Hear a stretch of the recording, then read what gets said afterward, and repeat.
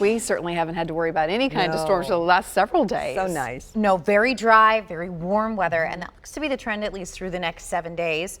Not directly related to Dorian, but somewhat influenced by that. It can't be raining all over the globe at the same time. If air is rising in some parts, it has to be sinking in others, and we're experiencing more widespread subsidence here. High pressure, dry skies, warm weather, and it is really starting to kick up along the tropics. There are 5 active systems ongoing across the Atlantic and Pacific basin. So, of course, Hurricane Dorian remains the top of our headlines.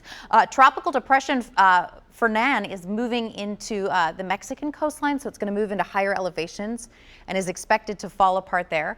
Hurricane Juliet churning out in the Pacific Ocean. Way back out in the Atlantic, we have Invest 92L. We also have Tropical Storm Gabriel. So very, very active setup right now across the tropics, and it's what we expect. The peak of hurricane season is exactly 1 week from today, and we will continue to see that activity likely pick up as we head into the thick of September. Dorian remains the top story. It continues to churn off of the Florida-Georgia coast. It's pretty much off the Florida-Georgia line right now, about 100 miles off the coast. The center is.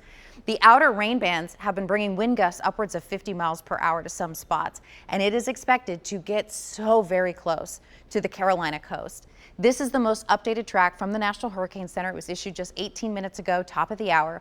By this time tomorrow, 105 mile per hour winds off the South Carolina coast. It maintains Category 2 status as it comes towards the outer banks of North Carolina, and then finally picks up some momentum. This thing has been such a slowpoke, and kicks out to sea, moving towards the Canadian Maritimes and eventually towards Nova Scotia by Monday of next week. That's right, we're still going to be talking about this for the next 4 to 5 days. A significant historical storm.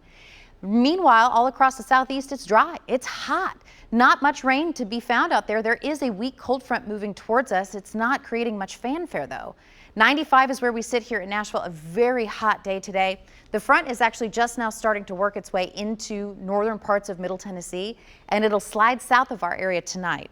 It's not impossible. You might get 1 or 2 raindrops between now and 8 o'clock. But don't hold your breath for rain chances. If your potted plants are starting to wilt, they're still going to need some help from you to stay alive. Very dry and warm weather looks to be our theme.